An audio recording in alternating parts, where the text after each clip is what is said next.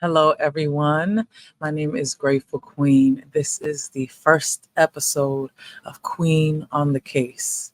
So, first things first, my name is Grateful Queen, and this is my inaugural true crime episode. I am so excited to begin this journey of content creation after much hesitation.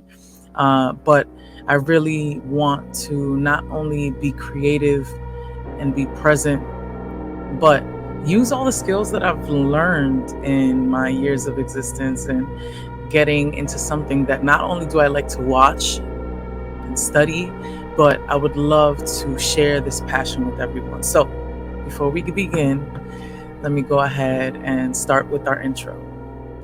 Stick around.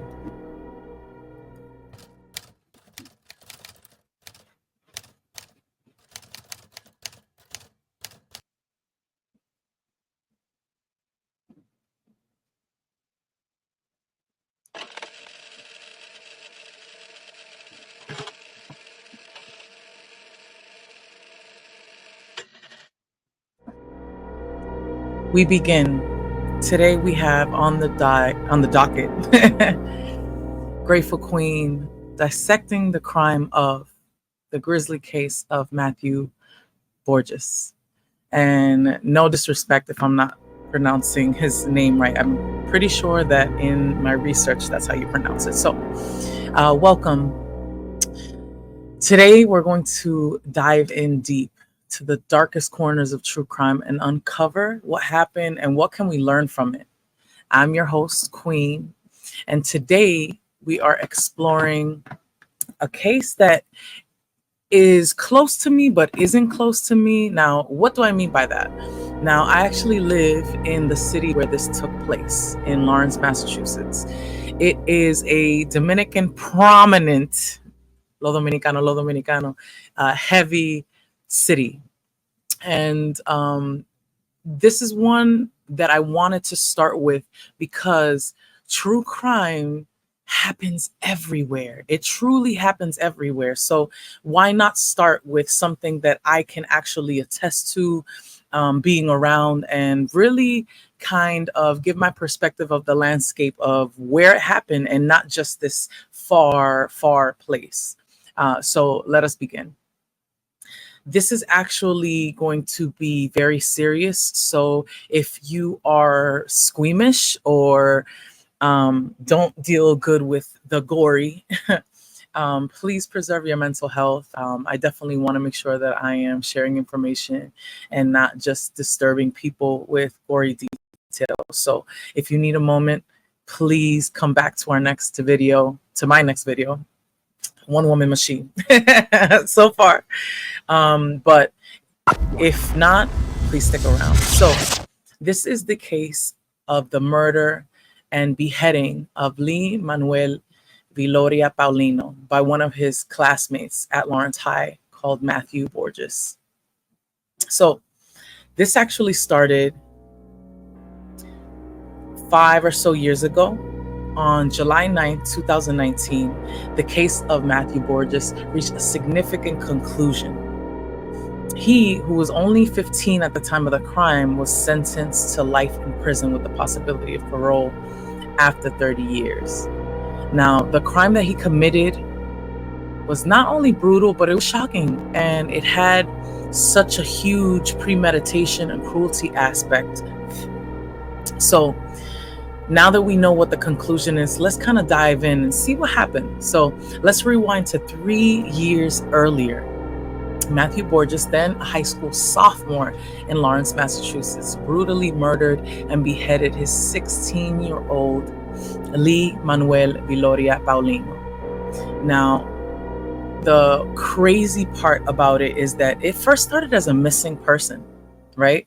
And when it was the missing person, the family, understandably so, was distraught. They were looking, they said, hey, this isn't his regular pattern of behavior.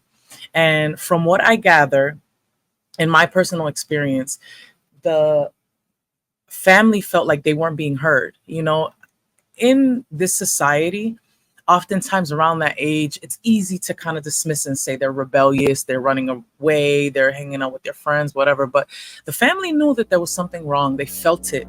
They knew that there was something amiss, that there wasn't something normal about it. And unfortunately, the victim's body was discovered along the banks, actually by a dog walker of the Merrimack River. And in the scene that still haunts the community, Vilorio Paulino's head was found in a bag nearby. And not only was his head found, but they noticed that his hands and his feet were cut off.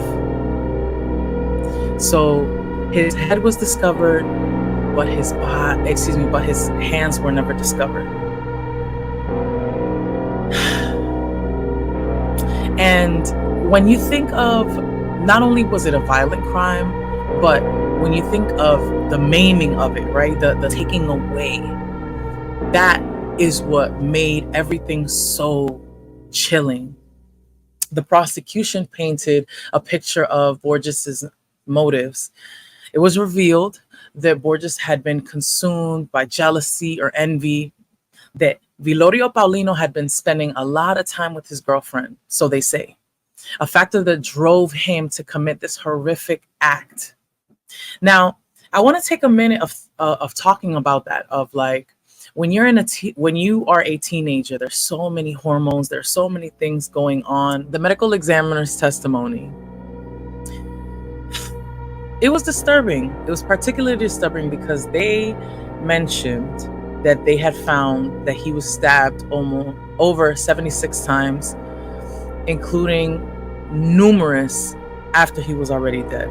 So that alone shows what type of violence was happening, right?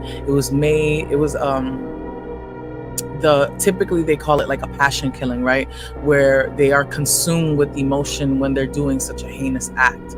So the medical examiner was able to give some insight of the gravity of it.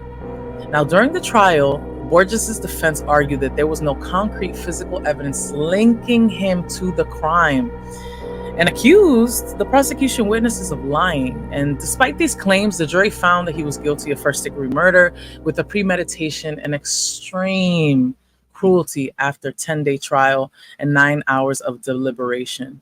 Now, if you think of the way that they had the defense, they were saying, hey, you're lying, you're lying, you're lying. Fortunately, they were able to find that not only was that claim false, but that he was guilty. Now, the sentencing on July 9th brought a mix of emotions, because you think of a crime like this. Yes, you want to serve justice, but now you have 2 lives lost.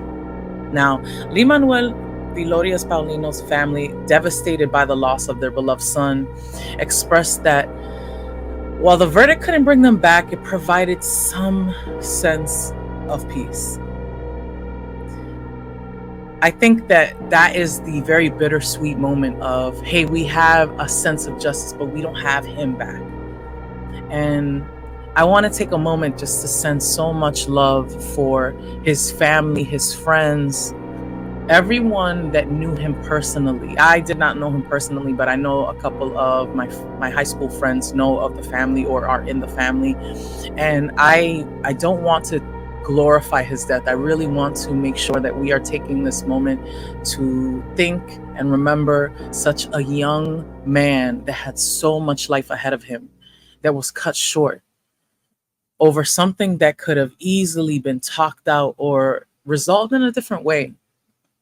And I want to take this moment to, give a shout out to how hard it was for his mother.